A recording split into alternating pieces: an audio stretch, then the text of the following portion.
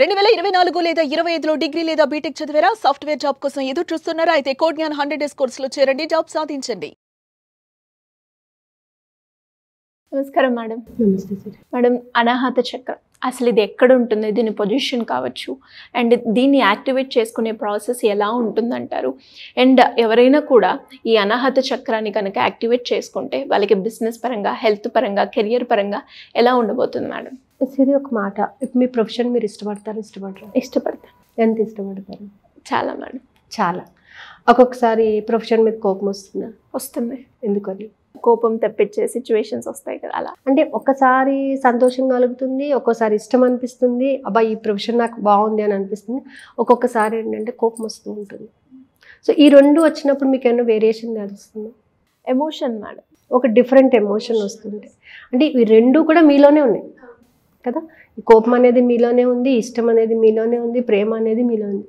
ఇవన్నీ ఎక్కడి నుంచి వస్తాయంటే అనాహత చక్రం నుంచి వస్తుంటాయి అన్నమాట. కంప్లీట్గా ప్రేమ అనేది లెఫ్ట్ సైడ్ ఉంటుంది. ఈర్ష, ద్వేషం, అసూయ, అహంకారం అనేది అంతా కూడా రైట్ హ్యాండ్ సైడ్ ఉంటుంది అనమాట. సో అందుకని మనకు కోపం వచ్చినప్పుడు ఎక్కువ రైట్ హ్యాండ్ ఉపయోగించి మాట్లాడుతుంటాం. గట్టి గట్టిగా అరవడం కానీ, హ్యాండ్ మూమెంట్ కూడా రైట్ హ్యాండే ఎక్కువ ఉపయోగిస్తాం. అదే ప్రేమతో మాట్లాడినప్పుడు చాలా కూల్గా మాట్లాడతాం. సో ఇదంతా ఎవరి ఆధీనంలో జరుగుతుందండి అంటే అనాహత చక్రం యొక్క ఆధీనంలో జరుగుతుంది. ఇది మన చెస్ట్ పార్ట్లో మిడిల్ ఆఫ్ ద సెంటర్లో ఉంటుందన్నమాట. ఇది ఏం చేస్తుందంటే మన రెస్పిరేటరీ ట్రాక్ని, మన హార్ట్ అన్నీ కూడా ఈ అనాహత చక్రం యొక్క కంట్రోల్లో ఉంటాయి అన్నమాట. మన బ్రీతింగ్, మన కోపం వచ్చినప్పుడు చూడండి, బ్రీత్ ఇన్ బ్రీత్ అవుట్ కూడా చేంజ్ అయిపోతుంది. అదే మనం సాఫ్ట్గా ఉన్నప్పుడు బ్రీత్ ఇన్ బ్రీత్ అవుట్ చాలా కామ్గా ఉంటుంది. అలాగే మనం అరిచేస్తూ ఉంటాము, మనం గట్టిగా అరవడం కానీ, మన ఫేషియల్ ఎక్స్ప్రెషన్స్ మార్చేయడం కానీ, మన ఎమోషన్స్ అన్నీ కూడా మన యొక్క అనాహత చక్రం యొక్కకి సంబంధించినటువంటి. ఇది కంప్లీట్గా గ్రీన్ కలర్లో ఉంటుందండి.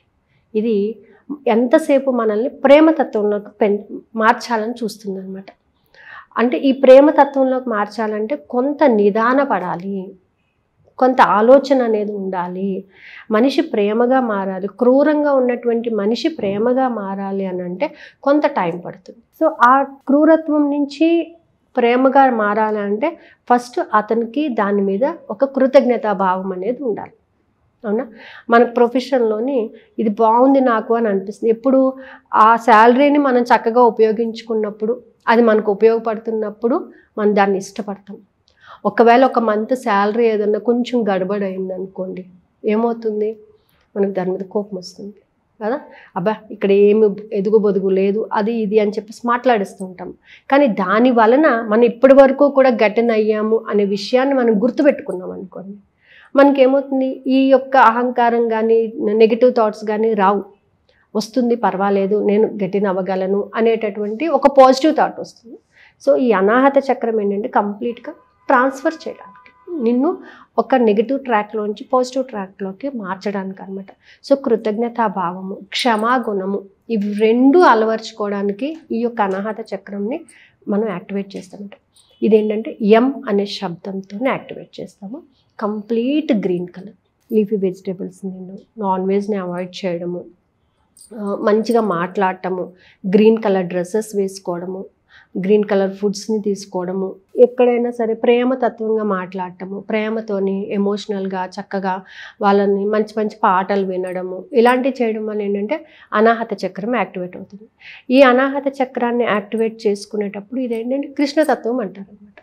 కృష్ణుడు ఎప్పుడూ కూడా ప్రేమకు దాసోహుడు. ఎంత ప్రేమను మనం పంచుతామో, ఎంత ప్రేమగా పిలుస్తామో కంపల్సరీ వస్తాడనమాట. సో అందుకే దీనిని కృష్ణతత్వము అని అంటారు అనమాట. సో అంటే కంప్లీట్గా ప్రేమతోనే ఆ పని చేయాలి. ఏదైనా సరే నువ్వు కంప్లీట్గా ప్రేమతోనే ఉండాలన్నమాట.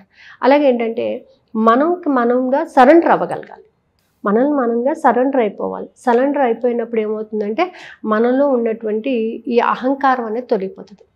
నాలో ఉన్నటువంటి అహంకారాన్ని శాశ్వతంగా తొలగించి నాలో జాలి, దయ, ప్రేమను చూపినందుకు విశ్వానికి కృతజ్ఞత.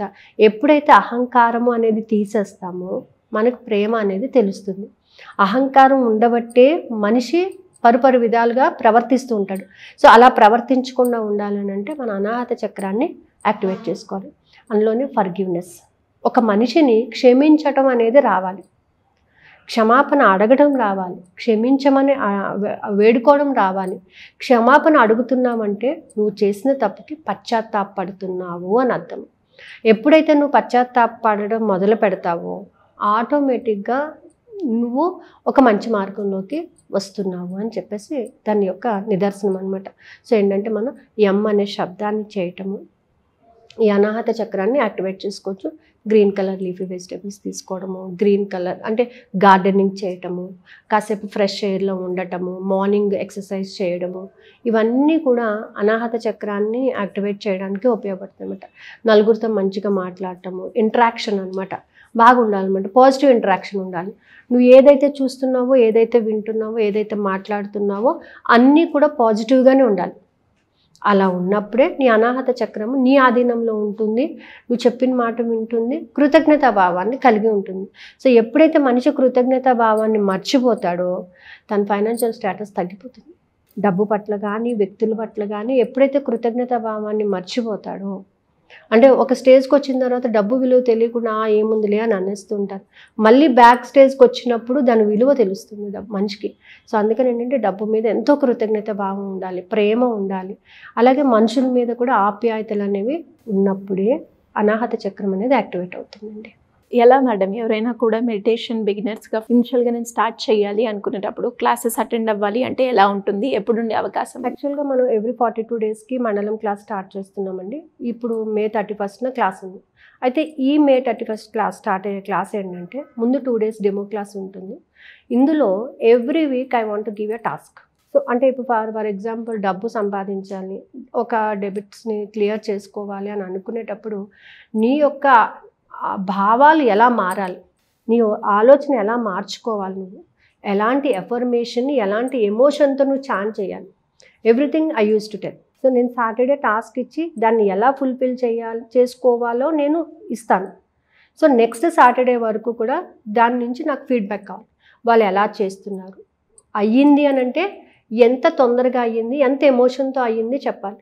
అవ్వలేదు అని అంటే వాళ్ళు ఎంతవరకు చేశారు, ఎటువంటి ఎమోషన్ వాళ్ళు ల్యాక్ అయిపోయారు అనే విషయాన్ని కూడా నేను వాళ్ళకి సలహా ఇవ్వగలను. ఇవి ఎందుకు అని అంటే మనిషి ఏం చేస్తాడంటే ఏదో ఎఫర్మేషన్ చెప్పడం కానీ లేకపోతే ఆ సమయం వచ్చినప్పుడే దాన్ని ఉపయోగించుకోవడము ఇలాంటివి చేస్తుంటాడు. కానీ రెగ్యులర్గా తన హ్యాబిట్స్ని, తన యాటిట్యూడ్స్ని అన్నిటినీ కూడా తను జడ్జ్ చేసుకోగలిగితే లైఫ్ చాలా హ్యాపీగా ఉంటుంది. సో అలాంటిది ఈసారి ఉండాలి అనే ఉద్దేశంతో ముద్రాలు వేసుకొని కూర్చొని మెడిటేషన్ చేయాలి. ప్లస్ ఈవినింగ్ టైం వీక్లో 2 టైమ్స్ ఉంటుంది క్లాసు. ఈ టాస్క్ ఇచ్చినప్పుడు కంపల్సరీ అటెండ్ అయ్యి టాస్క్ని ఫుల్ఫిల్ చేయాలన్నమాట. సో ఎవరికైనా ఇంట్రెస్ట్ ఉంటే జాయిన్ అవ్వచ్చండి. క్రింద స్క్రోల్ అవుతుంది నెంబర్ని కాంటాక్ట్ చేస్తే వాళ్ళు ఇన్ఫర్మేషన్ ఇస్తారు. Thank you madam, thank you so much. Suman టీవీలో మీ పర్సనల్ అండ్ బిజినెస్ ప్రమోషన్స్ కోసం కింది నెంబర్కి కాంటాక్ట్ చేయండి.